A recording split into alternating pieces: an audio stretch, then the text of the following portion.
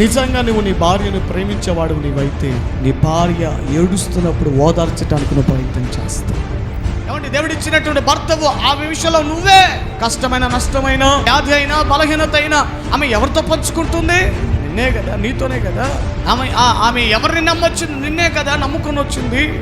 ఎన్ని కష్టాలు ఎదురైనా ఎన్ని నష్టాలు ఎదురైనా నీ భార్య లోపము కలిగినదైనా తప్పుడుదైనా లేకపోతే ఎలాంటిదైనా విడాకులు ఇవ్వకూడదు.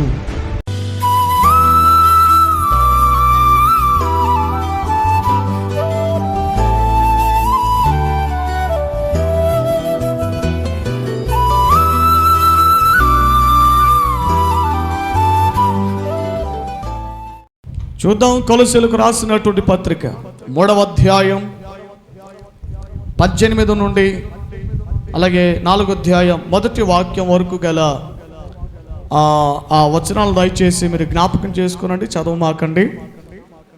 గడిచినటువంటి వారమున ఇందులో నుండి ఒక విషయం మాత్రమే మీకు జ్ఞాపకం చేయటం జరిగింది. ఇక్కడ ఎంతమంది గురించి? ఒక 5గురు గురించిన ప్రస్తావన, ఒక 5 మందిని గురించినటువంటి విషయాలు ఇక్కడ మనకు కనబడతాయి. ఒకటి భార్యలను ఉద్దేశించి, రెండవదిగా భర్తలను ఉద్దేశించి,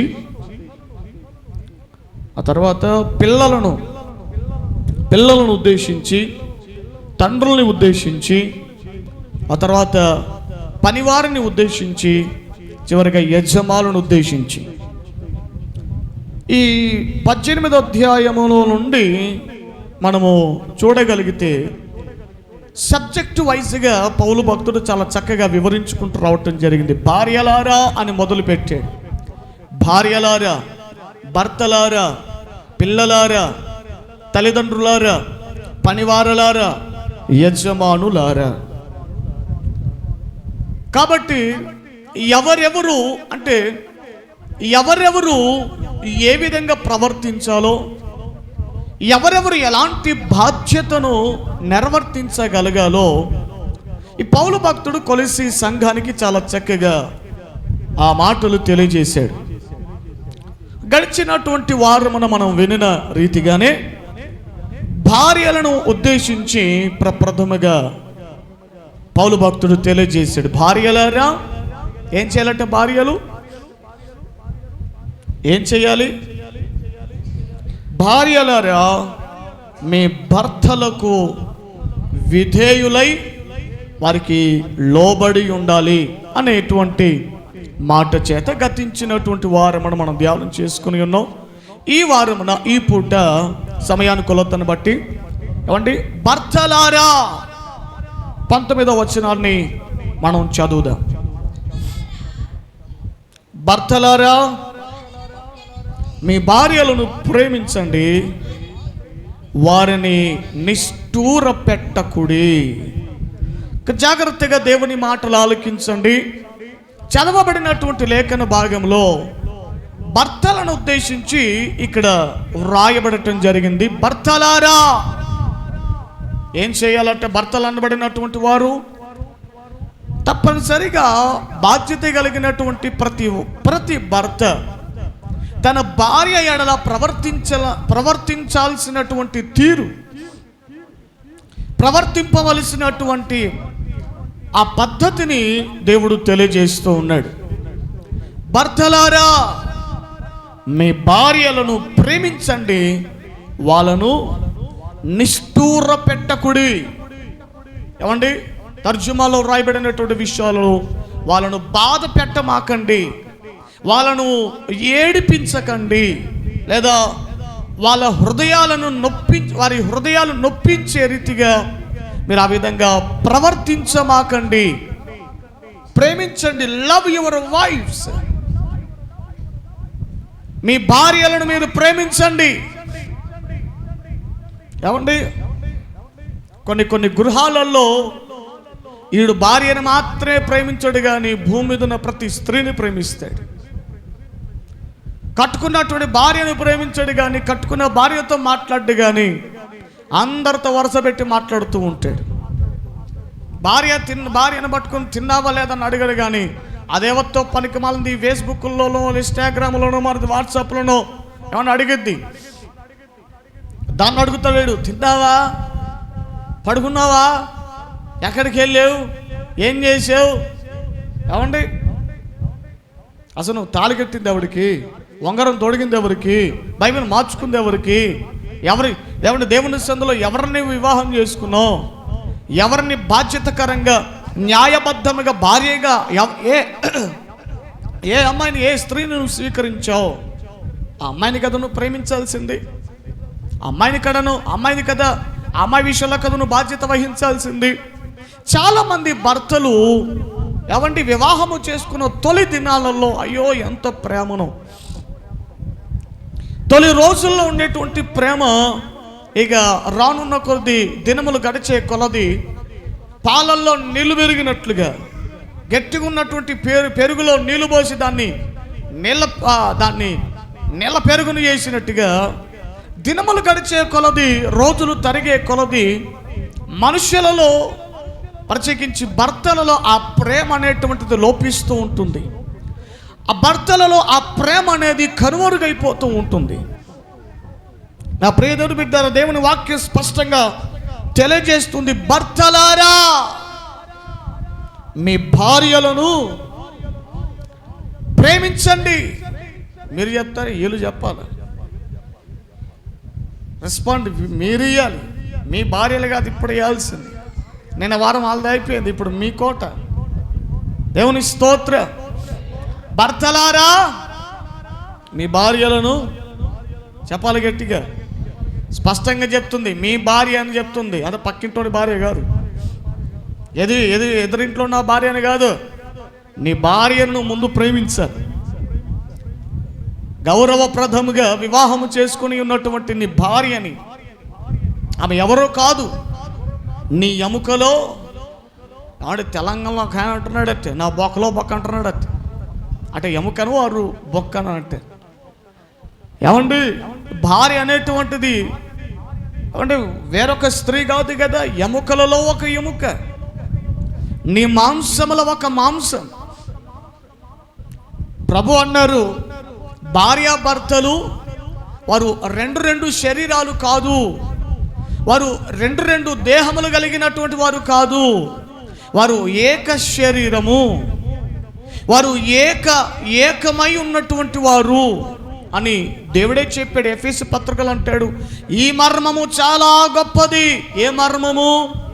పురుషుడు తన తల్లిదండ్రులను విడిచి తన భార్యను హత్తుకొని ఉండును. ఈ మర్మము చాలా గొప్పది అని తెలియజేశాడు. కాబట్టి నా ప్రియమైనటువంటి దేవుని బిడ్డలారా, బాధ్యత కలిగినటువంటి ప్రతి భర్త తన భార్యను ప్రేమించాలి. వాళ్ళను బాధ పెట్టడానికి వీలు లేదు. దేవుడే చెప్పాడు, దేవుడే మాట తెలియజేశాడు. చూడండి, మాటను మనం చదువుదాం. పేతురుకు రాసినటువంటి మొదటి పత్రిక 3వ అధ్యాయం 7వ వచనంలో బాధ్యత కలిగిన ప్రతి భర్తలు గుర్తుంచుకునవలసినటువంటి విషయాలు. అటువలనే పురుషులారా, జీవం అనేటువంటి కృపావరములో మీ భార్యలు మీతో పాలివారై ఉన్నారు. పాలివారై ఉన్నారని ఎరిగి వారు బలహీనమైన ఘటమని ఎంచి సన్మానించాలట. లేకపోతే ప్రార్థనలు డిస్టర్బ్ అయిపోతాయి. చాలమ్మా, అర్థమవుతుందా? ప్రార్థనలో సమాధానం ఉండాలంటే దేవుని మందిరానికి వచ్చినప్పుడు దేవుడు నీతో మాట్లాడాలి, నీ ప్రార్థన అంగీకరించబడాలి అంటే తప్పనిసరిగా భర్త భార్యతో సమాధానంగా ఉండాలి. భర్త తన భార్యతో గొడవలు తగవులు లాంటివి పెట్టుకోకూడదు. ఒకవేళ పెట్టుకున్నావా అది త్వరగా అయిపోవాలి, అవి త్వరగా సమాధానపరచబడే అనుభవంలోకి వెళ్ళిపోవాలి. జాగ్రత్తగా ఆలకించండి. జీవం అనే కృపావరములలో ఒకరు తక్కువ ఒకరు ఎక్కువ అని లేదు. ఆదాముకు దేవుడు ఎట్టి ఆధిక్యతనిచ్చాడో భార్యకు కూడా హవ్వమ్మకు గారికి కూడా దేవుడు అదే ఆధిక్యతను ఇచ్చాడు. సాటి సహాయాన్ని కలగ చేయాలని ప్రభు నిర్ణయించుకున్నాడు. ఏమంటే చాలా సందర్భాల్లో భర్తలకు భార్యలు అంటే చాలా విషయాల్లో చులకన కదా, చులకన.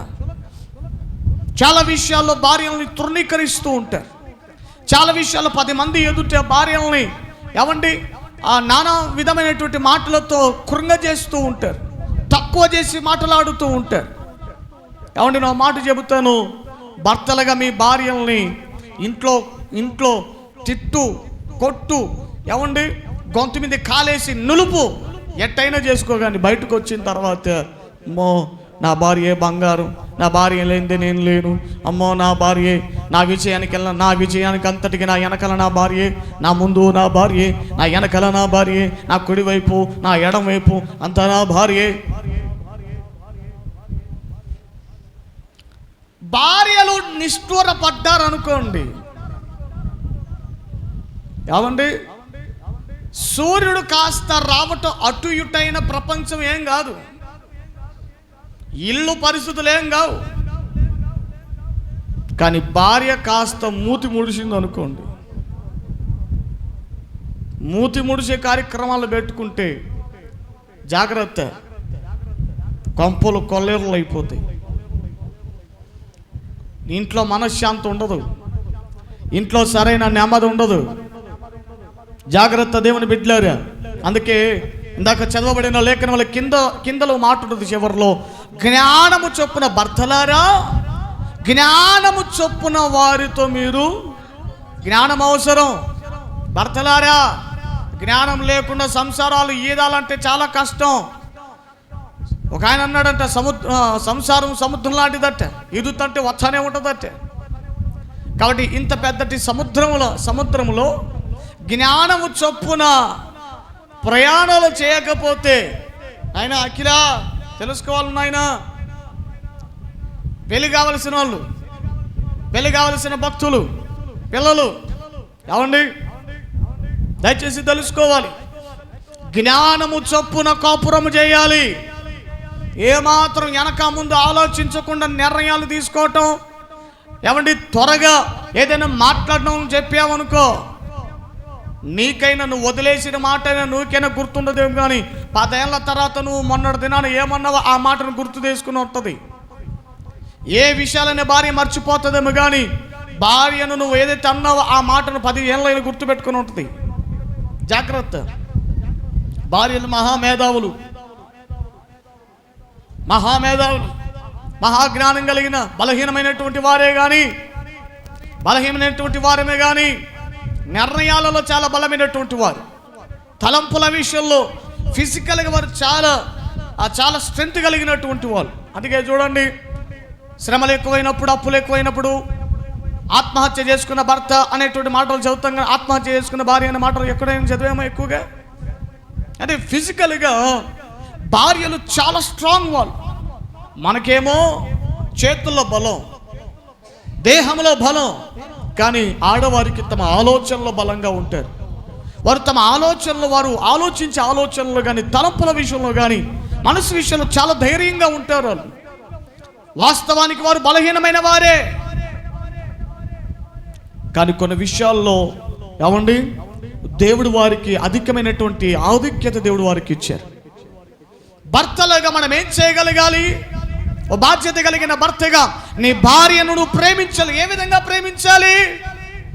నీ భార్య నీతో కూడా జీవం అనే కృపావరములలో పాలి భాగస్తురాలై ఉన్నారని ఎరిగి ఏం చేయాలట?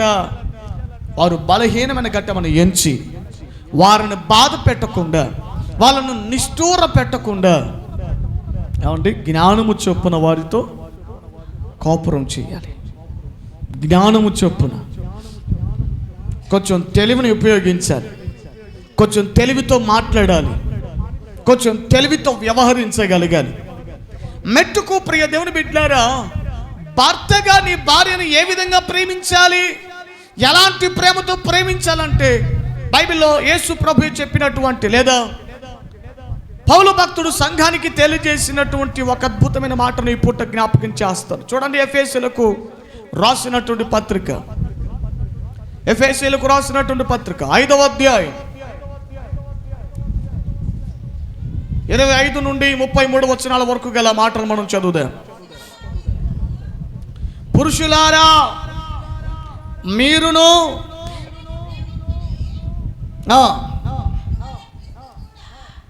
పురుషులారా మీ భార్యలను మీరు ప్రేమించండి. ఎలా ప్రేమించాలి, ఎటువంటి ప్రేమతో ప్రేమించాలి అన్నట్టు దేవుని వాక్యం సెలవిస్తుంది కదా. అటువలే క్రీస్తు కూడా సంఘమును ప్రేమించాడు. దేవుని స్తోత్రం. ఒక మాటలు చెప్పాలంటే యేసయ్య ప్రేమలాగా దేవుడు ప్రేమించిన విధముగా ప్రతి భర్త తన భార్యను ప్రేమించాలి. దేవుని ప్రేమ ఎలాంటిది బిడ్డలారా? దేవుని ప్రేమ ఎంత ఉన్నతమైనది అనంటే దేవుని ప్రేమ స్వార్థం లేనిది. దేవుని ప్రేమ ఏ అర్హత చూడనిది. దేవుని ప్రేమ ఏ అంచనా కూడా వేయలేనిది. ఈరోజున ప్రతి భర్త కూడా ఏమండి తన భార్యను ఈ విధమైనటువంటి ప్రేమతో ప్రేమించగలిగితే, మీ గుండెల్లో మీ హృదయాలలో దేవుని ప్రేమ, యేసయ్య ప్రేమ ఉండగలిగితే, నీ భార్య నల్లగా ఉన్నా, నీ భార్య పొట్టిగా ఉన్నా, జడ తక్కువదైనా, ఎలకలాంటి జడ ఉన్నా, ఎలక తోకంత జడున్నా, కోతులకైనా తోకలు బాగుండేవి,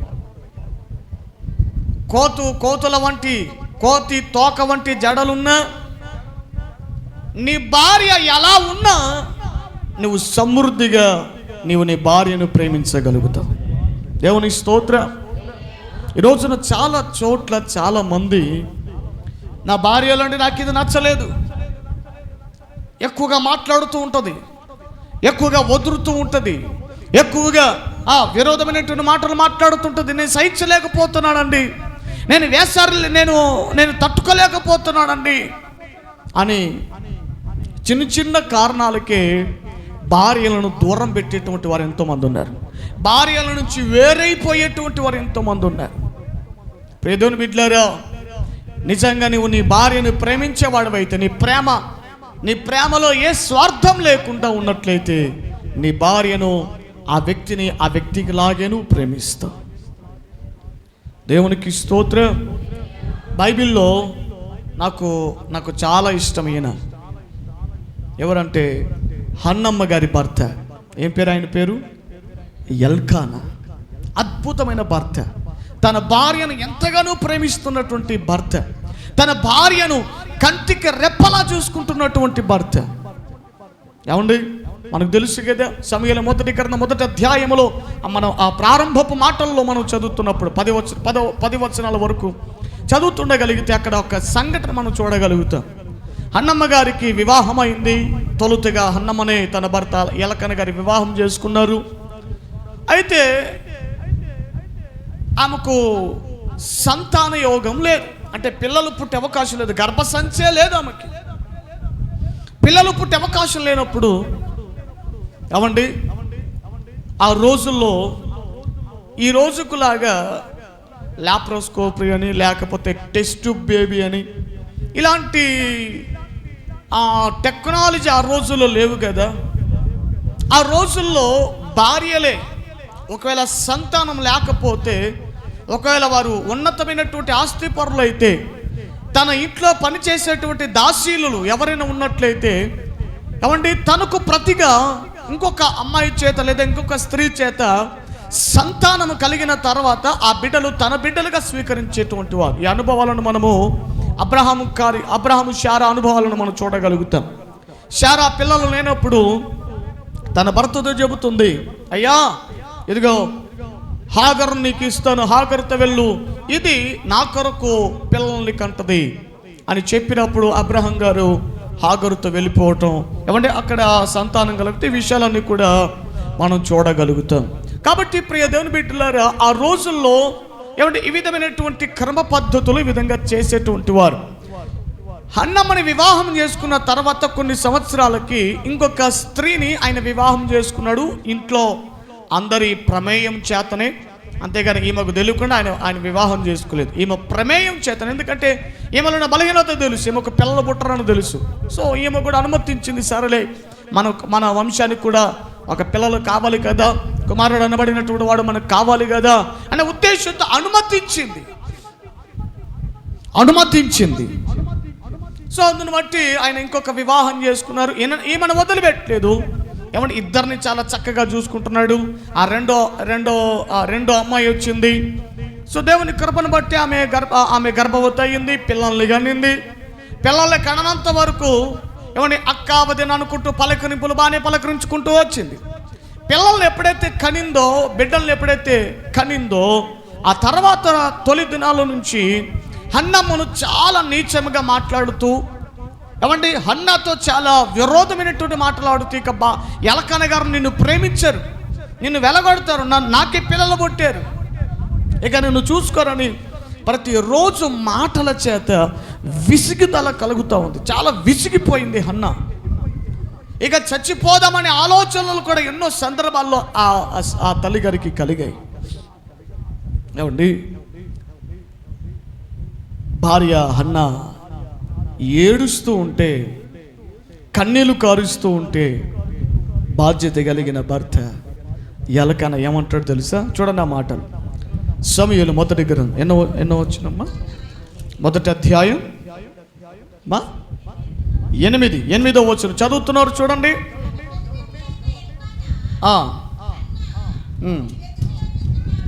ఎందుకు ఏడుస్తుంటే తట్టుకోలేకపోతున్నాడు. ఏమండి ఏడుస్తుంటే చాలా మదన పడుతున్నాడు. అమ్మా అన్నా ఏడవు మాకే, ఎందుకే ఏడుస్తావు? నువ్వు ఏడుస్తే నీ మొహం బాగోదు, నువ్వు ఏడుస్తే నీ మొహం చూడలేను, ఏడవు మాకు, ఏమైంది? ఏమండి కొంతమంది పనికిమాల భార్యలు అంతగానో ఏడుస్తుంటే కొంతమందికి కనికరం ఉండదు. మొన్నటి దినాన ఇద్దరు భార్య భర్తలు పంచాయతీకి వచ్చారు మా దగ్గరికి. మనోళ్ళే మన దగ్గరకు వచ్చారు. ఇట్లా ఒక ఆదివారం ఆరాధన అయింది. ప్రార్థన అంతా అయిన తర్వాత ఎటోళ్ళు అటు వెళ్ళిపోయారు. వారిద్దరు మన దగ్గరికి వచ్చారు. తల్లిగారు ఆమె, అయ్యా ఈరోజు ఎట్లయినా సరే, వాళ్ళ భర్తతో ఉదయం చెప్పిందట, ఈరోజు ఎట్లయినా సరే పాస్టర్ దగ్గర నీ బండారం మొత్తం బయట పెడతా, పంచాయతీ పెడతా పాస్టర్ దగ్గర నీ విషయం అంతా అని చెప్తే, ఏమండి ఆయన అనుకున్నాడు, ఎన్నో రోజులకి చెప్తున్నాంలే, నేను కూడా పోతాను అన్నట్టు అనుకున్నాడు. అటనే ప్రార్థన అంతా అయిన తర్వాత, అయ్యా మీ కొన్ని విషయాలు మీతో మాట్లాడాలి, చర్చించాలి కొన్ని విషయాలు అనుకొని వలవలా ఏడుస్తుంది. పాస్టర్ గారు ఉన్నారు, ఇక ఓదారుస్తుంది. ఏమైంది? సరే మీ భర్తను రమ్మని చెప్పు. ఆయన లోపలికి వచ్చారు. ఏంటిది విషయం ఏంటి? మనోడేమో మూర్ఖత్వమైన కొన్ని నిర్ణయాలు, ఇతగాడు తీసుకునే నిర్ణయాలు ఆమెకు చాలా బాధను కలగజేస్తూ ఉన్నాయి. నేను విషయాలు అన్నీ తెలియజేశాను. ఒకరొకరు పెద్ద సమస్యలేం కాదు, అవి వాళ్ళ ఇళ్ళలో సమస్యలు కాదు, బంధువుల సమస్యలు వాళ్ళ దగ్గరకు వచ్చినాయి, అవి అటు ఇటు అవుతూ ఉన్నాయి. ఏమండి ఆమె చాలా విషయాలు చెబుతూ చాలా ఏడుస్తూ ఉంది. నాకే బాధ కలుగుతుంది ఆమె ఏడుస్తుంటే, ఎందుకంటే ఆ తల్లిగారిని ఎప్పుడు కూడా ఏడవటం ఎప్పుడు చూడలేదు. ఆ తల్లిగారు ఏడుస్తుంటే నాకే చాలా బాధ కలుగుతూ ఉంది. పక్కన కూర్చున్నటువంటి వ్యక్తి తన భర్త ఆమె ఏడుస్తుంటే అమ్మహం చూస్తూ నవ్వుతున్నాడు. నేను అన్నాను, నవ్వేలా వస్తుందా అని మొహానికి? చాలా కోపం వచ్చేసింది. భార్యని కట్టుకున్నటువంటి భార్య అంతగా ఏడుస్తుంటే కళ్ళు రెండు కళ్ళు ఎర్రబడిపోయాయి. అంతగా ఏడుస్తుంటే కొంచెం కూడా కనికరంగలో నవ్వుతున్నావు, సిగ్గులేదా నీకు అని మొహం పట్టుకుని అడిగా. చాలా సందర్భాల్లో భార్యల ఏడుపులు భర్తలకు నవ్వులాటగా ఉంటుంది. కానీ ఈ విధమైనటువంటి ప్రవర్తన మంచిది కాదు. నువ్వు నిజంగా నీ భార్యను ప్రేమించే భర్తవు నీవైతే, ఏమండి నీ భార్య కళ్ళెంబడి నీళ్లు రాకుండా నువ్వు జాగ్రత్త వహించాలి. దేవునికి స్తోత్రం. హల్లెలూయా, హల్లెలూయా. నా ప్రియమైనటువంటి బిడ్డలారా, అన్న ఏడుస్తుంటే ఎలకన్న గారి దగ్గరకు వచ్చి, అన్నా చదువు మాట, ఎందుకు ఏడుస్తున్నావు? ఏమైంది? కనుక్కోవాలి కదా. ఒక స్త్రీ ఏడుస్తుందంటే ఏదో ఒక కారణం ఉంటుంది. ఎవడో ఏదో చేసింటాడు. ఏమండి, ఏదో జరిగింటుంది.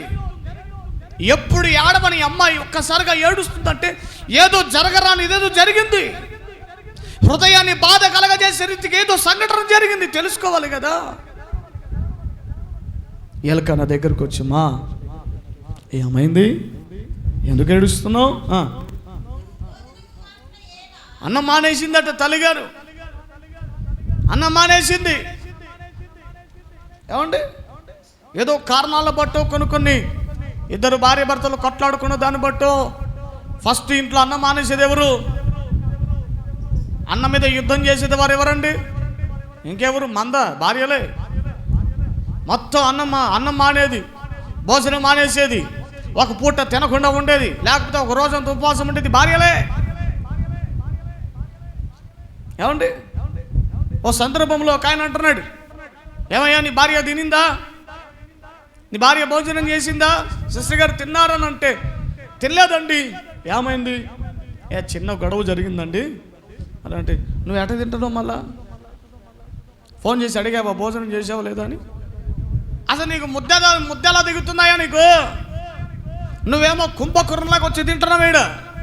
అసలు నీ భార్య తినిందా లేదా, సమయానికి ఉందా? ఇల్లంతటి చూసుకునేది ఆమె. నీ బట్టలు ఉతికి, ఏమంటే నువ్వు లోన ధరించుచున్నటువంటి ఆ వస్త్రాలు కూడా ఉతికి చాలా శుభ్రంగా పెట్టి ఇల్లంతటిని చాలా నీట్గా పెడుతున్నా భార్య విషయంలో ఒక్క మాట అడిగితే ఏమైంది నీకు? ఏమండి, పంతం రోషం. ఎందుకు? నేను మగవాడిని, నేను భర్తను అనే రోషం. ఎలుకని అంటున్నాడు, మా ఏమైంది? ఎందుకు ఏడుస్తున్నావు? దేని కొరకు నువ్వు ఏడుస్తున్నావు? ఏమైంది? భోజనం మానుట ఎలా? ఏంటి ఈరోజు అన్నం తినడానికి రాలేదే? ఈరోజు టిఫిన్ చేయడానికి రాలేదేమ్మా? అందరం కలిసే కదా మనం భోజనం చేసేది, అందరం కలిసే కదా మనం తినేది. నువ్వు రాలేదేమిటి? ఏమండి, ఎంతోమంది ఇళ్ళల్లో ఏమంటే ఎంతోమంది భార్య భర్తలు పిల్లలు ఒకేసారి కలిసి తినే అలవాటు ఎంతమందికి ఉందండి ఇక్కడ? కలిసి తినే అలవాటు. మిగతా వారు రెస్పాండ్ అవ్వరా? బొమ్మల్లా కూర్చొని ఉంటారు మీరు.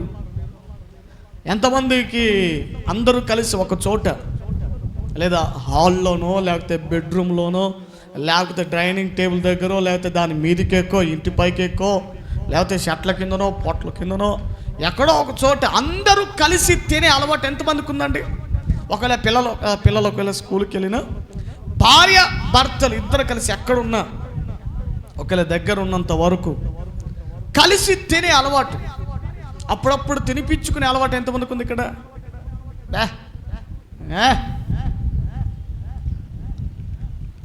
నా తెలిసి మెజారిటీ ఎక్కువగా భార్యలే భర్తలు తినిపిస్తారు, భార్యలే భర్తలకు తినిపిస్తారు. ఎంతమంది భర్తలు భార్యలకు తినిపిస్తున్నారు ఇక్కడ? సీకామణయ్య గారు ఎప్పుడైనా జీవమ్మ గారికి తినిపించినావా? ఒక్కటంటే ఒక్క ముద్దన పెట్టినావా ఎప్పుడైనా? ఏమయ్యా మణి, నీకు ఇంక పెళ్ళిగాలే, సారీ. ప్రసాదయ్య గారు ఎప్పుడైనా పెట్టారా? తినిపించారా? ఏమని స్తోత్రం. ఏమయ్యా సురేష్ అయ్య గారు దేవమ్మ గారికి లేదా తినిపించారు ఎప్పుడైనా? తినిపియండి ఈశ్వరు. రేపు సోమవారం నుంచి స్టార్ట్ చేయండి. ఏం భావన గారు, విజయమ్మ గారు ఎప్పుడైనా తినిపించినావా? ఏమయ్యా జీవనయ్యా తినిపించినావా లేదా? నువ్వు సరిగా తినిపెట్టలేదు కాబట్టి మొన్న ఆకులు తింటుంది. మొన్న అడిగా పొద్దుటోళ్ళు కనబడే సడన్గా, అమ్మా పళ్ళు అట్టున్నాయని పాజిటివ్ అడిగితే అదే నువ్వు తినిపెట్టలేదు కాబట్టి ఆ ఆకులు తింటుంది. దేవునికి స్తోత్రం, హల్లెలూయా. ఏడు మా మదయ్య ఏడి మనిషి వెళ్ళిపోయిన తినిపాడు. ఎప్పుడైనా తినిపించాడు నీకు? ఎప్పుడైనా తినిపించినాడా లేదా? సిగ్గుపడుతుంది. నిన్న మొన్న పెళ్ళైన యువతి దేవుని స్తోత్రం. హల్లెలూయా. ఏమా కొండమ్మా, నీ భర్త ఎప్పుడైనా బతుకున్నప్పుడు ఎప్పుడైనా తినిపించాడు నీకు? నువ్వు సిగ్గుపడి, ఆమె సిగ్గుపడి, నేను సిగ్గుపడి, అసలు ఏమన్నా బాగుంది అది. ఇప్పుడు కొత్తగా పిల్లలు సిగ్గుపడ్డారంటే ఒకటి, పెళ్ళయి ముసలోళ్ళయి మీరు సిగ్గుపడితే అసలు సిగ్గుకున్న పదానికే అసలు వాల్యూ లేకుండా పోద్దిగా. శుభమ్మ, అయ్యగారు, పెద్ద అయ్యగారు ఎప్పుడైనా తినిపించాడు నీకు? చెప్పవే, అవుతాను మూసి మూసి నవ్వులు. దేవుని స్తోత్రం. అయ్యా సౌలయ్య గారు తినిపించావు ఎప్పుడన్నా మా ప్రేమలమ్మ గారికి? అందుకే ఒక మోకాళ్ళ నొప్పులు వచ్చినాయి. మరే భర్తలు తినిపిస్తేనే భార్యలకు ఎప్పుడైనా ఆరోగ్యం ఉంటుంది. దేవుని స్తోత్రం. హల్లెలూయా. ఏమై మెరుగు మరయ్య తినిపించినా ఎప్పుడైనా అరుణమ్మకి? అది లేదా? నీ తలకాయ ఇప్పుడు నాకేం అర్థం కావట్లా. ఏమ్మ అరుణమ్మ ఎప్పుడైనా తినిపించాడు ఆయన? లేదు, తినిపించాడు. స్తోత్రం. హల్లెలూయా. అందుకే వేటి విషయంలో తల్లిగారే కొంచెం ఎక్కువగా ఉంటారేమో. దేవుని స్తోత్రం. హల్లెలూయా. నాగేంద్రయ్య రాలేదా? మిస్ అయిపోయాడు మనిషి. ఒక్క పూట భోజనం మానేస్తే అన్న అడుగుతున్నాడు, ఏం భోజనానికి రాలేదే? బెడ్రూమ్ పోయి కూర్చో ఏడుస్తుంది, కుక్కలు పెట్టుకుని ఏడుస్తున్నా తల్లి ఏడుస్తుంది. ఈ ఏడు మోహన్ ఎప్పుడు ఏడుస్తూనే ఉంటుందిలే, దీన్ని ఎందుకు పట్టించుకోవాలని విడిచిపెట్టలా. వాళ్ళమ్మ ఏదో నానంటదిలే, లేకపోతే వాళ్ళమ్మ ఫోన్ చేస్తుందిలే, మనకి మళ్ళీ ఇప్పుడు దానికి ఏడ్చుకుంటూ కూర్చుంటుంది, ఏడు మోహంది అని విడిచిపెట్టి వెళ్ళిపోలా. ఏమండి, దగ్గరికి వెళ్ళాడు. ఇదిగా ఏమైంది? అంతవరకు భార్యలు అని ఏడుస్తుంటారు. భర్త దగ్గరికి పోవడం ఆలస్యం. డ్యాము కట్టలు తెచ్చుకుంటే ఇక కట్టలు తెచ్చుకుంటే ఏడుపు ఎంతగా. దేవుని స్తోత్రం. ఏమైంది? ఏమ్మా ఎందుకు ఏడుస్తున్నావు? ఇంత 1 గంట దాడుతూ ఉంది, భోజనానికి రాలేదు నువ్వు? ఏమైందమ్మా? అసలు ఆ మాటలకి గుండెలు కరిగిపోవాలి కదా అన్నమ్మకి. ఇక పిల్లలు కూడా అవసరం లేదా ఆమెకి, ఇక భర్త చేయాలి ఆ మాటలను బట్టి చూస్తే. ఎలకన 1 కోటి రూపాయల మాట అంటాడండి. 1 కోటి రూపాయల బంగారం తగిలించకపోయినా ఏమండి ఆ ఒక్క మాట అన్నమ్మకి ఎంత ఆదరణ కలిగజేసి ఉంటుందో. భోజనం చేయుట ఎలా? భోజనం రాలేదే? చదువుమ్మా. మనోవిచారం అంటే ఏంటి? మనసులో ఏదో విచారం ఉంది, బయటికి చెప్పుకోవట్లా, బయటికి ఎక్స్ప్రెస్ చేయలేకుంది. ఏదో మేలుకరంగా ఉంటుందని ఇంకొక అమ్మాయిని తెచ్చుకొని పెట్టుకున్నాడు. అమ్మాయి ఆ పనికి మాలిందేమో గయ్యాలిలాగా రోజు మీద పడి ఏడుస్తుంది, నానా మాటలతో బాధ పెడతా ఉంది. ఎవరికని చెప్పుకోవాలి? పాప ఆమెకు తల్లిదండ్రులు ఉన్నారో లేదో, ఒకవేళ ఉన్నింటి ఫోన్ చేసినా, ఏమే అమ్మా, నీ అమ్మా ఏంటి నాకు వచ్చిన కష్టాలు, నాకు వచ్చిన నష్టాలేంటే అని ఒకవేళ తల్లిదండ్రులు ఉంటే చెప్పుకునేదేమో. ఏమండి, ఒక స్త్రీ బెడ్రూమ్లోకి వెళ్ళి ఒంటరిగా ఏడుస్తుందంటే కారణం ఏంటో తెలుసా? తన బాధను ఎవరితో చెప్పుకున్న తీరని ఏమంటే స్థితి ఉన్నప్పుడే ఒక స్త్రీ ఒంటరిగా కూర్చొని ఏడుస్తుంది. హల్లెలూయా. ఆమె ఏడుస్తుంది. కారణం ఏంటో మనస్సు విచారణ, మనసులో ఏదో దుఃఖం. ఎవరితో చెప్పుకోవాలి? పిల్లలు లేరని చెప్పుకోవాలన్నా ఏమని చెప్పుకోవాలి? ఏమండి, భర్త దగ్గరకు వచ్చి ఏమైంది, భోజనానికి రాలేదు ఏమిటి, ఏమైంది నీ పరిస్థితి?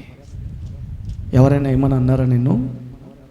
పోనీ నేనేమైనా మాటలతో నిన్ను బాధపరిచానా? నిన్నేమైనా గాయపరిచానా?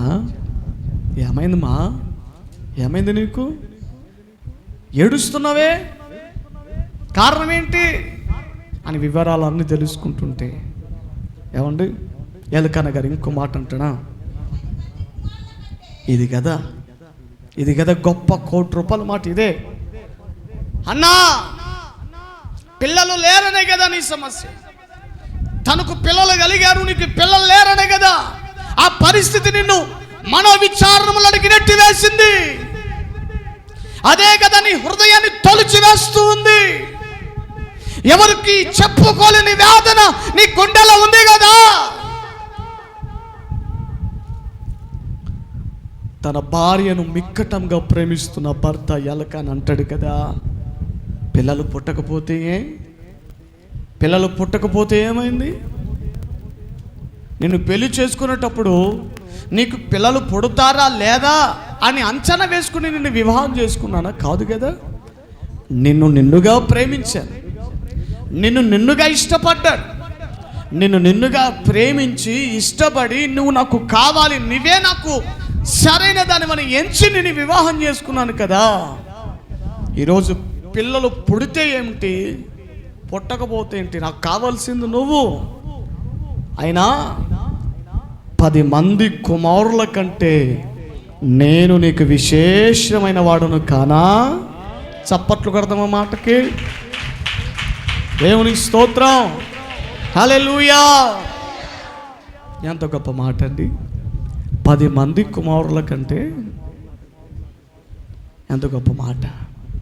నాకు తెలిసి నేను అనుకుంటున్నాను, నేను ఇమాజిన్ చేసుకుంటున్నాను, ఆ మాటతో అన్నమ్మ లెగిసి ఎలకన్న గారిని హత్తుకొని, ఇంకా చాలండి, ఈ మాట నాకు ఎంతో ధైర్యం కలిగజేసింది, ఈ మాట నాకు చాలా ఆదరణ కలిగజేసిందని బహుశా ఆ ఎలకన్న గారిని గట్టిగా పట్టుకొని ఏడ్చుండొచ్చు కదా. హల్లెలూయా. ఎంత గొప్ప ప్రేమ అండి. భార్య అంటే భర్తకి. ఏడుస్తుంటే ఊరుకోలేదు, ఏడుస్తుంటే ఏమిటి పట్టించుకోనట్టుగా ప్రవర్తించలేదు. దగ్గరికి వెళ్ళాడు, ఒక పూట భోజనం మానేస్తే భోజనం చేయటానికి తీసుకురావడానికి వెళ్తే ఏడుస్తుంది అంటాడు కదా.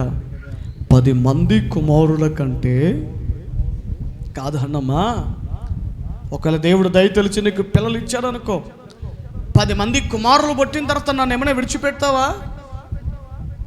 నాకు అన్నం పెట్టుకోవడం నువ్వు అనుకుంటావా? ఓ పిచ్చిదానా, నేను నీకు భర్తను మాత్రమే అనుకుంటున్నావా?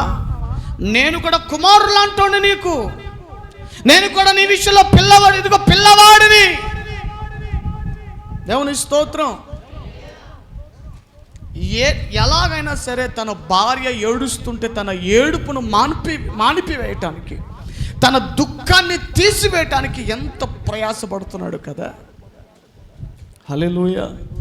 ఎప్పుడైనా మీ భార్యలు ఏడుస్తున్నప్పుడు ఏదో సమ్ రీజన్ ఏదో ఉంటుంది, ఏదో కారణం ఉంటుంది, ఆ దుఃఖాన్ని మార్చటానికి, ఆ స్థితిని మార్చటానికి నువ్వు ఏం ప్రయత్నం చేసావు? ఓ బాధ్యత కలిగిన భర్తగా నువ్వేం చేస్తున్నావు? ప్రేమిస్తున్నావా? నిజంగా నువ్వు నీ భార్యను ప్రేమించేవాడు నీవైతే నీ భార్య ఏడుస్తున్నప్పుడు ఓదార్చడానికి నువ్వు ప్రయత్నం చేస్తావు. ఇది ఎవరి ప్రేమ? ఇది యేసయ్య ప్రేమ. నేను నేనే ఓదార్చువాడను. ఇది కదా యేసయ్య ప్రేమ. ఇది కాదా దేవుని ప్రేమ?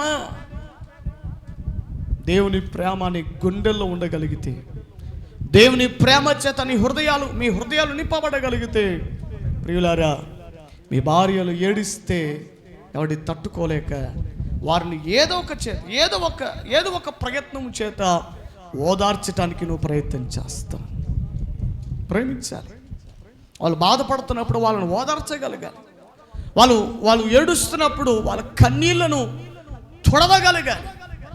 వాళ్ళను ఏదో ఒక మాటతో బలపరచగలగాలి. ఎందుకంటే ఆధారం నువ్వే, అన్నీ నువ్వే.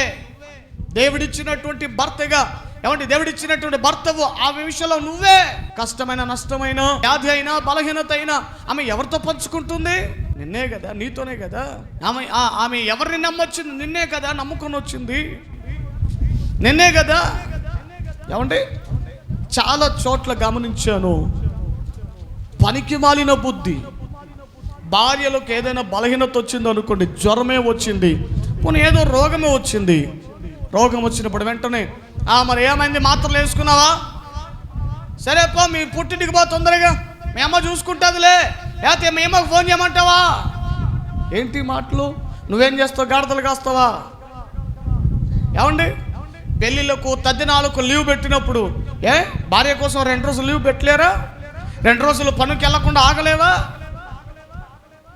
భార్య బలహీనమైనప్పుడు, భార్య బలహీనంగా ఉంటున్నప్పుడు, వ్యాధులతో ఎవరి సతమతమవుతున్నప్పుడు భర్తగా నీ ప్రవర్తన ఎలా ఉంటా ఉంది? భర్తగా నువ్వు ఆమె విషయంలో నువ్వు చూపించవలసిన శ్రద్ధ ఎలా ఉంటా ఉంది? ఆ ప్రియ దేవుని బిడ్డలారా, నువ్వు ఎలా ప్రవర్తిస్తున్నావు?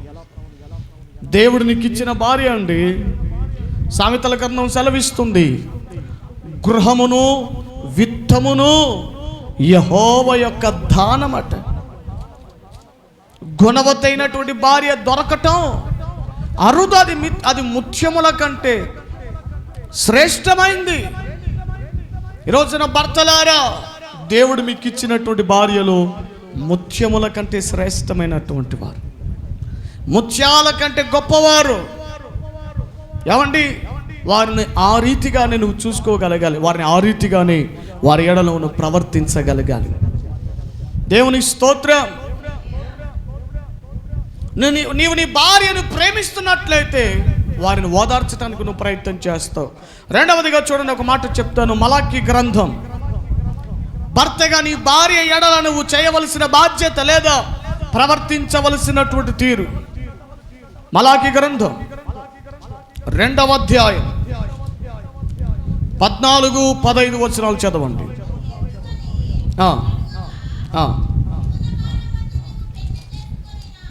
యవన కాలమందు నీవు పెళ్లి చేసుకొనినా అన్యాయంగా పెళ్లి చేసుకున్నాడా? ఎట్టుందమ్మా మాట? పెళ్లి చేసుకొని అది అటు కలుపుతావే. యవన కాలమందు నీవు పెళ్లి చేసుకొని అన్యాయముగా విసర్జించిన నీ భార్య పక్షమున,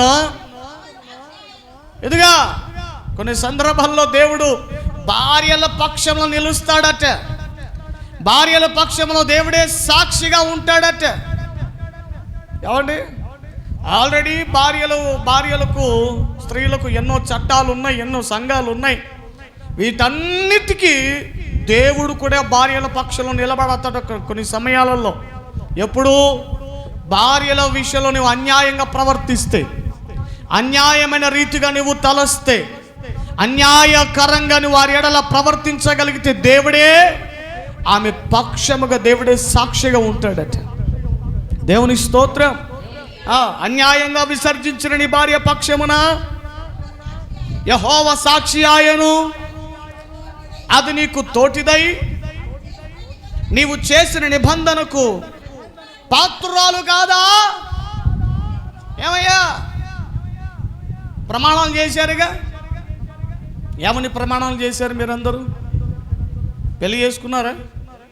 మందిరంలోనా, ఫంక్షన్ హాల్లోనా? పోనీ ఎక్కడ పెళ్లి చేసుకున్నా ప్రమాణాలు తీరు ఒకటేగా. ఏమని ప్రమాణం చేసినావు? తాళి కట్టడానికంటే ముందుగా కలిమి ఎందును, లేమి ఎందును, వ్యాధి ఎందును, నాకే గుర్తులేవి మాట, వ్యాధి ఎందును, బాధ ఎందును, నిన్ను ప్రేమించి నిన్ను సంరక్షించి నీకు భర్తనగా ఉందునని మరణము మనలను ఎడబాపు వరకు నిన్ను విడవనని నేను ప్రమాణము చేయించు ఉన్నాను. ఎవరితో చేసినావు ప్రమాణం? నీ భార్యతోనేనా, లేకపోతే పక్కింటి దాంతోనా? నువ్వు ఎవరితో ప్రమాణం చేసినావు? ఆ ప్రమాణపు మాటలేంటి? ఆ నిబంధన చేసినావు కదా, చేతిలో చేయబెట్టేసి. ఏమండి, మూతులు మొహాలు చూసుకుంటూ, కళ్ళు చూసుకుంటూ నిబంధన చేశారు కదా. ఎటైనా ఒక చోట పెళ్లి జరుగుతూ ఉంది, ఒక చోట వివాహం జరుగుతూ ఉంది. పాస్టర్ గారు అంటున్నారు, బాబు కళ్ళల్లో కళ్ళు పెట్టి నిబంధన చేయనాయన, ప్రమాణం చేయనాయన అంటే వాడు ఆ అమ్మాయి పక్కన ఒక అమ్మాయి కూర్చుంటే అమ్మాయిని చూస్తూ వాడు నిబంధన చేస్తున్నాడు, ప్రమాణం చేస్తున్నాడు. ఏమండి, ఆ అమ్మాయి పెళ్లి చేసుకున్న అమ్మాయి కంటే కొంచెం అందంగా ఉంది. ఏయ్ ఫోన్లో ఏం పనిరా, పక్కన పెట్టి ఫోన్. ఆ అమ్మాయిని చూసుకుని వాడు ప్రమాణం చేస్తున్నాడు. కొన్ని రోజుల తర్వాత దాన్ని ఎత్తుకుని వెళ్ళిపోయాడు. అంటాడట, ఒరే పెద్దోళ్ళు పంచాయతీలో అన్నారట, ఒరే నువ్వు ఎవరిని నా పెళ్లి చేసుకుంది, నువ్వు ఈ అమ్మాయితో ప్రమాణం చేసిందంటే ఆడంటాడట, నేను ప్రమాణం చేసింది ఇదిగా అమ్మాయి, ఈ అమ్మాయితో కదా ఆ అమ్మాయితో అన్నాడట. అందుకే ఆ విషయాలు జ్ఞాపకం వచ్చినప్పుడల్లా నేను ఎవరికైనా పెళ్ళిళ్ళు చేసేటప్పుడు, రే కళ్ళల్లో కళ్ళు పెట్టి చూడరా, అమ్మాయిని మొహం వైపు చూడు, ఆ అమ్మాయి మూతి వైపు చూడు, చెవులు చూడు, ముక్కు చూడు, పళ్ళు చూడు, గడ్డం చూడు, పక్కదాని వైపు చూడకు, ఆ అమ్మాయి వైపు చూసి ప్రమాణం చేయంటే. ఎందుకు? రేపటి దినాన తేడా లేకుండా ఉండాలని. ఎవరితో నిబంధన చేసావు? ఏమని నిబంధన చేసినావు? వ్యాధిలో, రోగములో, కలిమిలో, లేమిలో నువ్వు ఎట్టున్నా నేను నిన్ను సంరక్షిస్తాను, నీకు తోడుగా ఉంటాను, నీకు భర్తనై ఉంటాను అని చెప్పావు కదా, నిబంధన చేశారు కదా, మరి మర్చిపోతున్నారా? ఏమండి, నేను దేవుని సన్నిధిలో వివాహ విషయంలో నేనైతే నిబంధన చేసి ఉన్నానో పాస్టర్ గారితో 2 రోజులకు ఒక్కసారైనా ప్రమాణంలో జ్ఞాపకం చేసుకుంటూ ఉంటాను. ఎందుకంటే నా భార్య విషయంలో నేను చెక్ చేసుకుంటూ ఉంటాను, నేను పాస్టర్ గారి విషయంలో బాధ్యత కలిగిన భర్తగా నేను ఉన్నానా, బాధ్యత కలిగిన భర్తగా నేను వ్యవహరించగలుగుతున్నానా, ఆమెకు నేను అన్ని విషయాల్లో తోడుగా ఉండగలుగుతున్నానా? ఎందుకు? అప్పుడు నేను ప్రమాణం చేశాను కదా, అప్పుడు నేను దేవుని సమక్షములో, దేవుని సన్నిధానమందు ఏమండి నా భార్యతో నేను ప్రమాణం చేశాను. ఆ ప్రమాణములకు తగ్గట్టుగా నేను ఉంటున్నానా? 2 రోజులకు ఒక్క మారైనా లేదా వారములో 3 మార్లైనా నేను ఆ ప్రమాణాలను నేను జ్ఞాపకం చేసుకుంటూ ఉంటాను. Do you remind your promises? నీ ప్రమాణములను, మీ నిబంధనను మీరు జ్ఞాపకం చేసుకుంటూ ఉన్నారా? అక్కడ వాక్యం సెలవిస్తుంది, అది నీకు తోటిదై నీవు చేసిన నిబంధనకు పాత్రురాలు కాదా? నీ పెళ్లి భార్య కాదా? కొంచెంగానైనను దైవాత్మ నొందిన వారిలో ఎవరును ఇలాగున చేయలేదు. ఒకడు చేసినను ఏమి జరిగెను? దేవుని చేత సంతతి నొందవలెనని అతడు యత్నము చేసిన కాదా? కాగా మిమ్మను మీరే జాగ్రత్త చేసుకొని యవ్వనమున పెళ్లి చేసుకొని మీ భార్యల విషయంలో మీరు, అంటే మాట చెప్పాలంటే మీ భార్యలకు మీరు నమ్మకస్తులుగా ఉండటానికి మిమ్మల్ని మీరు కాపాడుకోండి. ఇది ఉద్దేశం. ఏమండి, భర్తలుగా మీ భార్యల విషయంలో మీ నమ్మకత్వాన్ని కాపాడుకుంటున్నారా? ఓకే, నా భర్త ఎక్కడికి వెళ్ళినా ఓకే, నా భర్త మీద నాకు నమ్మకం ఉంది, నా భర్త మీద నాకు విశ్వాసం ఉంది, నా భర్త ఏ తప్పు చేయడు, నా భర్త ఏ పొరపాటు చేయడు, నా భర్త వేరే స్త్రీలతో అన్యాయంగా కానీ అక్రమంగా కానీ ఏ విధంగా అయినా ప్రవర్తించడం నమ్మకం నాకుంది అనే నమ్మకత్వాన్ని భర్తగా నువ్వు కాపాడుకుంటున్నావా? కాపాడుకోగలుగుతున్నావా? ఏమండి, ఇప్పటికీ కొన్ని ప్రాంతాల నుంచి కొంతమంది స్త్రీలు నాకు ఫోన్లు చేస్తూ ఉంటారు. ఏమండి, కొంతమంది గంటలుగా మాట్లాడుతూ ఉంటారు, వాళ్ళ సమస్యలు, వాళ్ళ కష్టాలు అన్నీ చెప్పుకుంటూ ఉంటారు. ఏమండి, కానీ ఏ రోజు పాస్టర్ గారు ఏమండి నన్ను అనుమానించిన రీతిగా కానీ లేదా మరొక విధంగా, ఏంది వీళ్ళు ఇంతసేపు మాట్లాడతారు, అవసరమా వాళ్ళు దీంతో మాట్లాడడం అనేటువంటి మాటలు మాట్లాడడం కానీ ఏనాడు పాస్టర్ గారు నా విషయంలో ఏనాడు జోక్యం చేసుకోలేదు. ఎందుకంటే నా మీద ఆమెకున్న నమ్మకత్వం, అలాగే నేనును ఆమె ఎదుట ఆ విధంగానే ప్రవర్తిస్తున్నాను, నమ్మకత్వాన్ని కాపాడుకోగలుగుతూ ఉన్నాను. దేవుని స్తోత్రం. ఏ విధము చేతనైనా సరే, ఏ కారణము చేతనైనా సరే, ఓ భర్తగా నాకు నేను నా నమ్మకత్వాన్ని కాపాడుకోగలగాలి. హల్లెలూయా. కాపాడుకోగలుగుతున్నారా?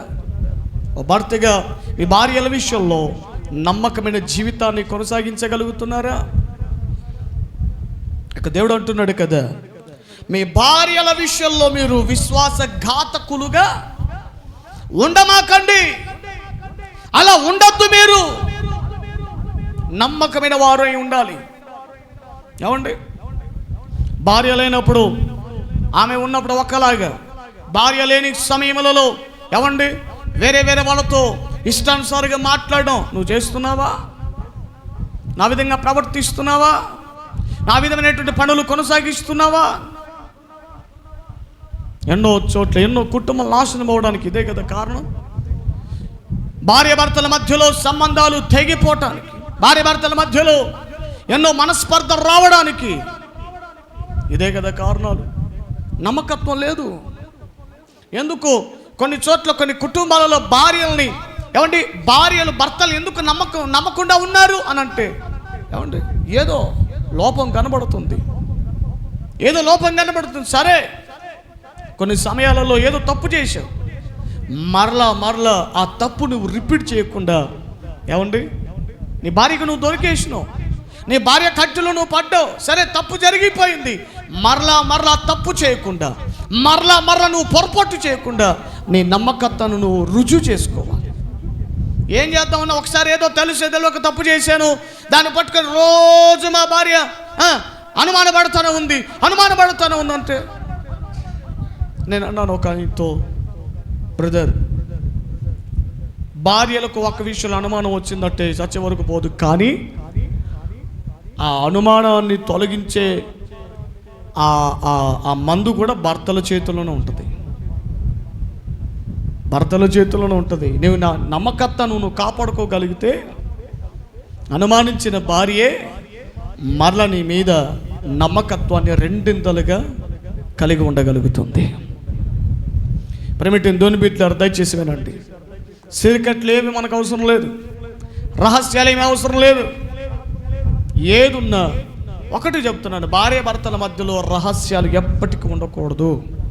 అది ఎలాంటి విషయాలైనా సీక్రెట్స్ని దయచేసి ఎవరు మెయింటైన్ చేయమాకండి. ఏమండి, ఫోన్ ఆన్ చేస్తే వాట్సాప్కి ఒక లాక్, ఫేస్బుక్ ఒక లాక్, ఏమండి ప్రతి దానికి లాక్. ఈమె లాక్ ఆమెకు తెలియదు, ఆమె లాక్ ఈయనకు తెలియదు. ఈ విధంగా ప్రవర్తిస్తున్నట్లయితే దయచేసి ప్రవర్తనను మనం మార్చుకొనవలసిన అవసరత ఎంతైనా ఉందన్న సంగతి మీకు జ్ఞాపకం చేస్తూ ఉన్నాను. హల్లెలూయా. మరొక మాట చదవండి, సామెతల గ్రంథము 5వ అధ్యాయం 18 మరియు 19 వచనాలు. సామెతల గ్రంథం 5వ అధ్యాయం. నేను చదవమన్నప్పుడు చదవండి. 5వ అధ్యాయం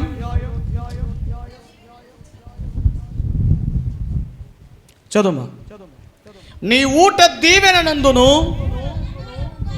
నీ యవ్వన కాలపు భార్య యందు సంతోషించుము. ఆమె అతి ప్రియమైన లేడి. కింద వచనం చదువు. ఆమె ప్రేమ చేత నిత్యము బద్ధుడవై ఉండుము. చాలు, ఇక జాగ్రత్తగా తలలు పైకి లేపి నా మాటలు ఆలకించండి. ఇంకా అందులో ఏముండదు. చదవబడినటువంటి లేఖనములో ఒక భర్తకు దేవుడు చెబుతున్న మాట, నీ భార్య యందు నువ్వు సంతోషించాలి, నీ భార్యను బట్టి నువ్వు హర్షించాలి. ఆమె ప్రేమ చేత నిత్యము నీవు బద్ధుడవు కావాలని వాక్యం చెబుతుంది. హల్లెలూయా. భార్యలు, ప్రేమించేటువంటి భార్యలు దొరకటం నిజంగా దేవుని కృప. ఏదో అదృష్టం అంటుంటారు కదా, అది లోకస్తులు వాడే పదాలు. కానీ దేవుని బిడ్డలంగా మనము అదృష్టం కాదు, దేవుని కృపని తలంచాలి ప్రతి విషయంలో. హల్లెలూయా. మనం ఒకరిని ప్రేమించేవారు కంటే మనల్ని ప్రేమించేవారు మనకు దొరకటం అది దేవుని కృప. హల్లెలూయా. వాక్యం చెబుతుంది, ఓ భర్తగా నీ భార్య నిన్ను ఎంత ప్రేమిస్తుందో ఆ ప్రేమకు నువ్వు ఎప్పుడు బద్ధుడవై ఉండాలట. బద్ధకస్తునిగా ఉండకూడదు. బద్ధుడవై అంటే ఆమె ప్రేమకు నువ్వు కనెక్ట్ అయిపోవాలి. ఆమె ప్రేమకు నువ్వు అట్రాక్ట్ అయిపోవాలి. ఆమె ప్రేమలో నువ్వు ఏం చెప్పాలి మీకు, ఇంకా మునిగి తేలాలి. ఇక దేవుని స్తోత్రం. ఆమెను నువ్వు ప్రేమతో ఏ విధంగా పిలిచినా, బంగారం అంటే బంగారం అని పిలిపించుకో, స్వీటీ అని పిలిచే స్వీటీ అని పిలిపించుకో, క్యూట్ ఏమంటే క్యూట్ అని పిలిచో క్యూటీ అని పిలిపించుకో.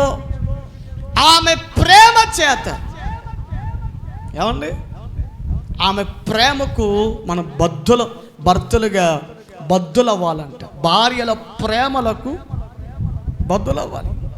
అప్పుడప్పుడు ఏమండి పాస్టర్మ గారి నా బర్త్డే ఎప్పుడు వస్తుందో ఆమెకే బాగా గుర్తుపెట్టుకొని జ్ఞాపకం చేసుకుంటా. అదే పనిగా నాకు పెద్దగా ఇష్టం ఉంటుంది. ఇంత వయసు అయినా కూడా ఎందుకులే బర్త్డేలో పిల్లలు జరుపుకుంటే బాగుంటుంది, మనం జరుపుకుంటే ఏం బాగుంటుంది అన్న ఆలోచన బట్టి నేను కొన్ని సమయాలు మర్చిపోతూ ఉంటాను. కానీ ఆమె మాట జ్ఞాపకం చేసుకుంటే నేను చేసుకుంటా, నీకేం, నేను చేసుకుంటా, మేము సెలబ్రేట్ చేసుకుంటాం, మేము కట్ చేస్తాం, నువ్వు ఊరికి ఒక కట్ చేయి, ఒక కత్తి అలా కట్ చేయి, మిగతా మేము సెలబ్రేట్ చేసుకుంటాం. సరేలే, నీ ప్రేమ నీ ఆనందం నేనెందుకు కాదనాలి? ఎంజాయ్ ఎవరి సెల్ఫ్. దేవుని స్తోత్రం, హల్లెలూయా. లేదండి నేను మీకోసం మంచి షర్టు కొనాలని ఆశపడుతున్నాను, మీకు మంచి ప్యాంటు కొంటానంటే పనికి మాలదానా, అంత అవసరమా, డబ్బులని వేస్ట్ చేస్తావు అని పనికి మాల మాట మాట్లాడొద్దు. స్తోత్రం. ప్రేమ కలిగి నీకు డబ్బు, నీకు బట్టలు పెడతా ఉంటుందిగా. ఏమండి భర్తకు నువ్వేమని చెప్పాలంటే సెలక్షన్ కూడా నువ్వే చేయి. నువ్వు ఎలాంటి నువ్వు ఏదంటే అదేనే. నువ్వు జీన్స్ ప్యాంట్ ఏమంటే జీన్స్ ప్యాంట్ వేచ్చా, శనగపోయిన ప్యాంట్లు ఏమేసుకోమంటే శనగ ప్యాంట్లు వద్దులే, మంచి ప్యాంట్. దేవునికి స్తోత్రం. నిత్యం ఆమె ప్రేమ చేత భర్తలారా, ఓ హస్బెండ్లు మీ గురించే నిత్యము మీ భార్యల ప్రేమకు మీరు ఏమవ్వాలంటే బద్ధులవ్వాలి. మాట చెప్పాలంటే ఆమె ప్రేమకు మీరు బానిసలు అయిపోవాలి. ఆమె ప్రేమకు మీరు ఏమంటే మీ భార్యల ప్రేమలకు మీరు బానిస అయిపోవాలి.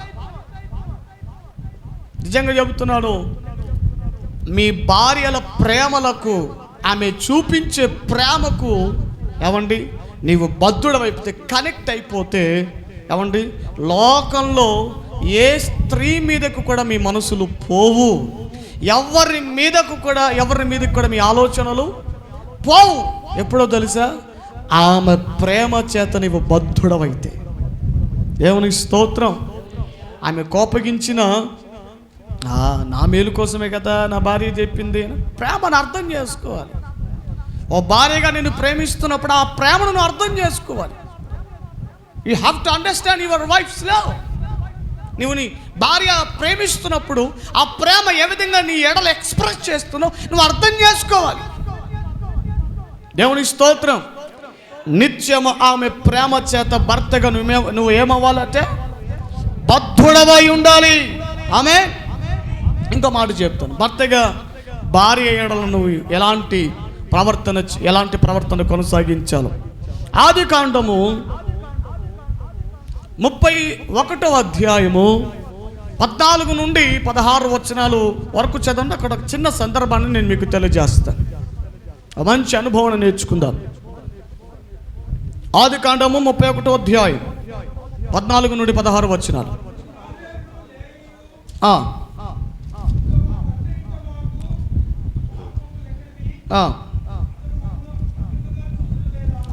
చూచుటలేదా?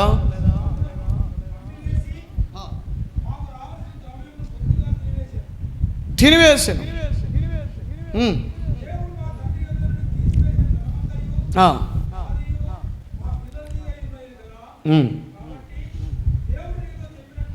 దేవుడు నీతో చెప్పినట్టుగా చేయుమని.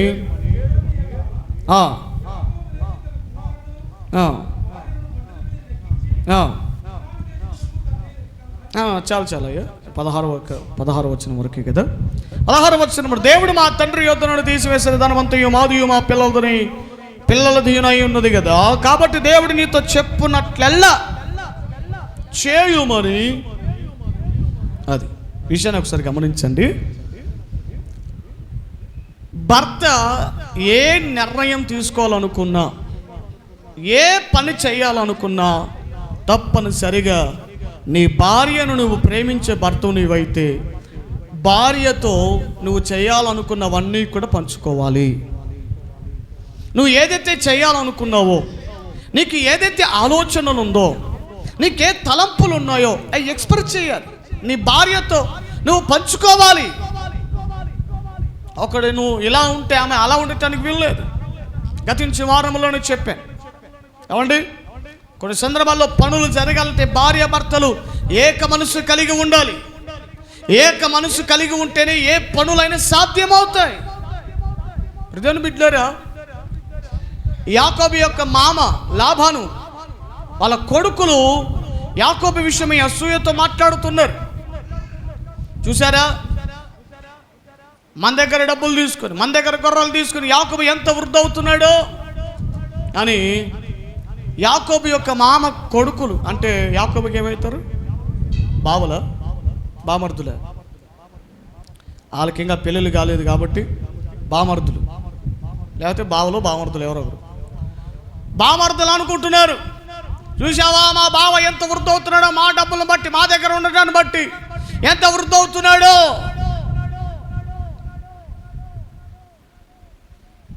యాకోబు అంటాడు, యాకోబు నిన్న మొన్నటిలాగా వాళ్ళ మామ మొహం లేదంట. వాళ్ళ మామ ముఖం చిన్నపోయింది. నిన్న మొన్నటి దాకా వాళ్ళ మామ మొహం వెలిగిపోతూ ఉంది. 1000 క్యాండిల బల్బు వెలిగినట్టు చాలా కాంతివంతంగా ఉంది. ఏమండి, వాళ్ళ కొడుకులు చెప్పిన మాటలను బట్టి, చూడు నాయనా, నీ దగ్గర ఉండి ఎంత వృద్ధ అయ్యాడు, నీ దగ్గర ఉండి ఎంత గొప్ప అయ్యాడు చూడు మీ అల్లుడు అని చెబుతుంటే మొహం అంతా చిన్నబుచ్చుకున్నాడట. మొహం ఏం బాగాలేదు, ఏదో కీడు చేయాలని చూస్తున్నాడు. మళ్ళా ఏదో ప్రయాణాలను, ఏమండి, ఏదో యాకోబుకి ఇబ్బంది కలగచేద్దామని చూస్తున్నాడు. ఇదిలా ఉంటే ఏమండి, తన భార్యల్ని రాహేలు లేయా వాళ్ళిద్దరిని పిలిపించుకొని యాకోబు చెబుతున్నాడు, ఏమేమి మీ నాన్న ఏం చేస్తున్నాడు చూడు, మీ నాన్న చూసినా ఏం చేస్తున్నాడు, నేనేమని చేసినానా? ఈ 21 ఏళ్ళు మీకోసమే కదా ఇన్నేళ్ళు పని చేసింది. మా నాయన ఇంట్లో కూడా నేను పని చేయలేదు, మా నాన్నగారింట్లో కూడా నేను పని చేయలేదు. మీకోసమే కదా నేను పని చేసింది. చూసావా, మీ నాన్న చూసావా? పొడలవి కలిగినవి ఒకసారి ఇచ్చాడు, చారలవి కలిగినవి ఒకసారి ఇచ్చాడు. ఎందుకు? అవి వృద్ధి కావని, తొందరగా మంచిగా వృద్ధి అవ్వవని. కానీ దేవుని మహాకృప వల్ల, ఆయన నన్ను ఆశీర్వదించినందువల్ల, ఏమండి, ఆయన నన్ను దీవించినందువల్ల, పొడలు గలవి ఆయనను, చారలు గలవినవి ఆయనను, ప్రతి గొర్రెలను పొట్టేలను దేవుడు నా చేతి పనుల వల్ల దేవుడు ఆశీర్వదించాడు. మీరే చూశారు కదా. ఇప్పుడు చూడు, మీ నాన్న, మీ తమ్ముళ్ళు, మీ అన్నలు ఏ మాటలు అంటున్నారు అని. పదండి మనం బయలుదేరదాం. ఇలా దేవుడు నాతో మాట్లాడాడు, నీ ఇంటికి, నీ తండ్రి ఇంటికి నువ్వు వెళ్ళాలి అని చెబితే, ముందుగా మీకు మాట చెబుదాం అని మీకు ఈ విషయాలన్నీ తెలియజేస్తున్నానంటే, రాహేలు లేచి అంటది, అమ్మో, మా నాయన ఇంత అన్యాయస్తుడా, మా నాయన ఇంత పనికి మన పొలం చేస్తున్నాడా? లేండి, ఇంకా మనకు ఆస్తులు ఏడున్నాయి, ఇంకా మనకి ఇక్కడ ఇల్లులు ఏమున్నాయి? పద, మన స్థలం ఎక్కడుందో, మన ఇల్లు ఎక్కడుందో, మన పొలాలు ఎక్కడున్నాయో, మన ఊరేందో, మన ఊరు ఎక్కడుందో, పదండి మనం వెళ్ళిపోదాం, పదండి దేవుడు చూపించిన స్థలానికని. ఏమండి, అక్కడ భార్య భర్తలు ఇద్దరు మాట్లాడుకొని చర్చించుకున్న తర్వాత తమ ప్రయాణములను కొనసాగించగలటం అక్కడ మనం చూడగలుగుతూ ఉన్నాం. ఈ యొక్క అనుభవం ఏం తెలియజేస్తుందంటే, తప్పనిసరిగా భర్త చేయాలనుకున్నది అది ఏదైనా, నువ్వు వ్యాపారం చేయాలనుకుంటున్నావా, లేకపోతే ఒక చోటుకి వెళ్ళాలనుకుంటున్నావా, లేదా ఒక స్థలానికి వెళ్ళాలనుకుంటున్నావా, నీ భార్యతో మాట్లాడు. నీ భార్యగా చెప్పు, ఏం చెప్తామన్నా, మన భార్యకు ఒకటి తెలుసు ఒకటి తెలీదు, నా భార్య పెద్ద జ్ఞానము లేనిది, తెలివి లేనిది, ఏం చెప్పాలి దానికి? చాలా చోట్ల గమనించాను, భర్తలు ఎంత సంపాదిస్తారో భార్యలకు అసలు చెప్పరు.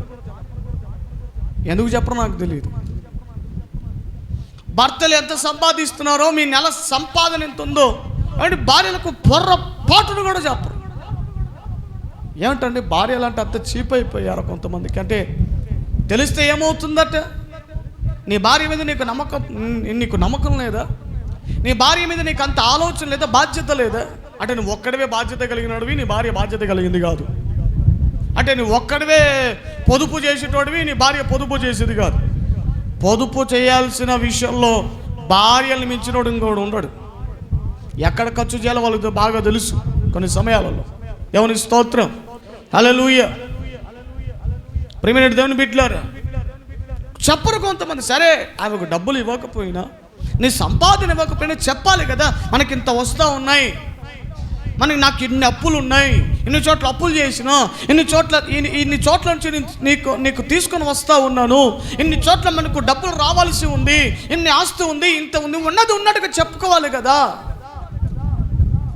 ఇందాక చెప్పాను, సీక్రెట్స్ అనేవి ఏది ఉండటానికి వెళ్ళలేదు. ఓ బాధ్యత కలిగిన భర్తగా నీ భార్యను ప్రేమించేటువంటి భర్తవు నీవైతే తప్పనిసరిగా షేర్ చేసుకోవాలి, మాట్లాడుకోవాలి, చర్చించుకోవాలి. ఒక విషయాలను ఇదిగో ఇది ఇలా చేద్దామని అనుకుంటున్నాను, ఇలా వెళ్దామని అనుకుంటున్నాను అని తప్పనిసరిగా ప్రతి భర్త తన భార్యలతో పంచుకోవాలి. నీ భార్య తెలివిలేందా, చదువులేందా, మొరకత ఎలాంటిదైనా పర్లేదు, ముందు చర్చించండి, ముందైతే మాట్లాడండి. ఆలోచనకర్తలు అనేకులు ఉండుట రక్షణకరమని వాక్యం చెబుతుంది. ఏమో నీ భార్యకు దేవుడు ఏమైనా నూతనమైన ఆలోచనలు ఇచ్చి ఉండొచ్చు కదా. ప్రతి విషయం భర్తలుగా మీ భార్యలతో తప్పనిసరిగా విషయాలను, అది కష్టమా, నష్టమా, ప్రమాదకరమైనదా, క్షేమకరమైనదా, సంతోషకరమైనదా, ఏ విషయమైనా నీ భార్యతో నువ్వు పంచుకోవాలి. భార్యతో పంచుకోకుండా నువ్వు ఏది కూడా చేయవలసిన అవసరం లేదు. ప్రతి విషయం బాధ్యత కలిగిన భర్తగా నీ భార్యతో ప్రతి విషయాలు పంచుకొని నీవు ముందుకు నడిపించబడగలగాలి. హల్లెలూయా. ఒకే ఒక్క మాట చెప్పి నేను ముగిస్తాను ప్రియులారా. మత్తయి సువార్త 19వ అధ్యాయం, మత్తయి సువార్త 19వ అధ్యాయం 3 నుండి 9 వచనాల వరకు మనం చదివితే, ఇక్కడ ఒక్క నిమిషం ఆగన్నా. మీకు అందరికీ ప్రశ్న అడుగుతున్నాను, అందరు కరెక్ట్గా సమాధానం చెప్పండి. విడాకులు తీసుకోవచ్చా, తీసుకోకూడదా? చెప్పాలి అందరూ కూడా. విడాకులు తీసుకోవచ్చా, తీసుకోకూడదా? భార్య మంచిది కాకుంటే, భార్య తప్పుడుదైతే, భార్య లోపము కలిగిన స్త్రీ అయితే విడాకులు ఇవ్వచ్చా, ఇవ్వకూడదా? ఏమిటి మీ సమాధానం? ఏమీ లేదు. విడాకులు ఇవ్వవచ్చా, ఇవ్వకూడదా? అదేంటన్నా ఇవ్వాలన్నా గాయాలితో ఒక ఇంట ఉండుట కంటే మూలను కూర్చోటం మేలన్నాడు కానీ ఇచ్చిపెట్టి పోమని చెప్పలేదుగా. మూలను కూర్చోరన్నాడు కానీ ఆ దయ్యం మొహం దాన్ని ఇడిచిపెట్టి వెళ్ళిపో అని ప్రభు చెప్పలేదుగా. ఎన్ని కష్టాలు ఎదురైనా, ఎన్ని నష్టాలు ఎదురైనా, నీ భార్య లోపము కలిగినదైనా, తప్పుడుదైనా, లేకపోతే ఎలాంటిదైనా విడాకులు ఇవ్వకూడదు. నో, అది ఎలాంటిదైనా. ఇంకొక స్త్రీని నువ్వు వివాహం చేసుకుంటారు అంటే అక్కడ మనం చదువుతాం చూడండి. 19వ అధ్యాయం, మత్తయి సువార్త 19వ అధ్యాయం 3 నుండి 9 వచనాల వరకు మీరు అక్కడ చదవగలిగితే, పరిసయ్యులు కొంతమంది ఆయన్ని శోధించాలని వచ్చారంట. ఆయనలో తప్పులు పట్టుకొని ఏదేదో చేద్దామని వచ్చారట. పట్టుకోవాలి, తప్పులు పట్టుకోవాలి అని ప్రభు దగ్గరకు వచ్చి ఏమని చెబుతున్నారు? ఇదిగో ప్రభువా, ఏ హేతువు చేతనైనను, ఏమిటి 3వ వచనం చదవండి అన్న 3వ వచనం. పరిసయ్యులు ఏ హేతువు చేతనైనను పురుషుడు తన భార్యను విడనాడుట న్యాయమా? న్యాయమా? న్యాయమా? చెప్పండి. ఏ హేతువు చేతనను, whether it what is, whatever it is, అది ఏదైనా సరే, నీ భార్య తప్పు చేస్తున్నట్టుగా కనబడిందా? నీ భార్య లోపముగా ఉన్నట్టుగా నీకు కనబడిందా? బైబిల్ సెలవిస్తుంది, సాక్షాత్తు యేసు ప్రభుల వారే వివాహ విషయంలో భర్త తన భార్య విషయంలో ఏ విధంగా ప్రవర్తించాలో ఏమండి నిష్కనక్షంగా చెప్తున్నటువంటి మాట అది. ఏ హేతువు చేతనైనను తన భార్యను, అంతేనా, తన భార్యను విడనాడుట న్యాయమా? ఇది is it good? Is it right? న్యాయమా? ప్రభు వారు ఏం చెబుతున్నారు? 4వ వచనం,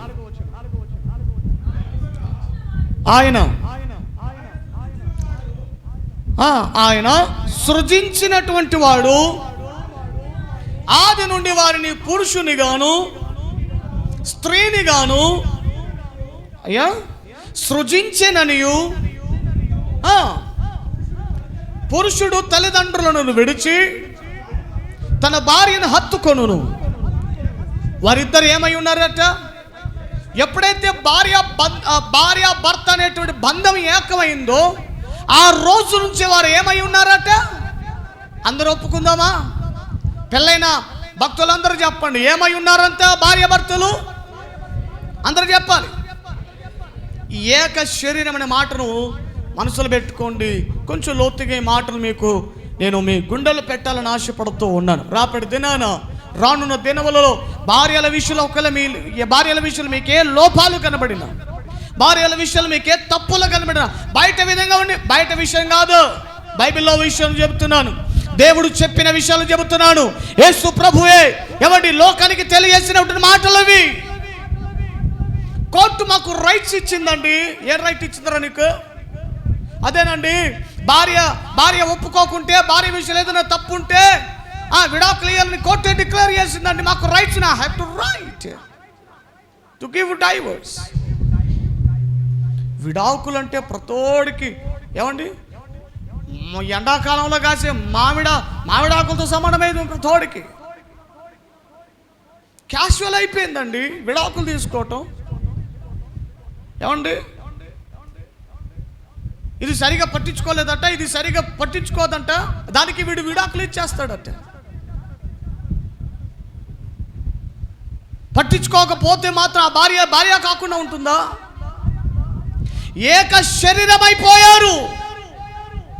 ఏమండి, ఉదాహరణ చెబుతున్నాను, బాగా అర్థం చేసుకోండి. యాక్సిడెంట్ ఏదో వచ్చింది, లేకపోతే పక్షవాయువు వచ్చింది. పక్షవాయువు వస్తే ఎలా ఉంటుందని సిచ్యువేషన్? ఒకవైపు అంత చెయ్యి కాలిక, ఇక బ్లడ్ సర్క్యులేషన్ సరిగా ఉండదు. ఇక ఒకవైపు అంత చెయ్యి కాలిక సరిగా పనిచేయదు. అంటే ఉన్నా కూడా లేనట్టే. ఆ సందర్భంలో నీ చెయ్యి కాలు పనిచేయనంత మాత్రాన ఈ కాలు నాది కాదు, ఈ చెయ్యి నాది కాదు, నరికేసేయండి, మూలను పడేసేయండి అని పక్కన పెడతావా?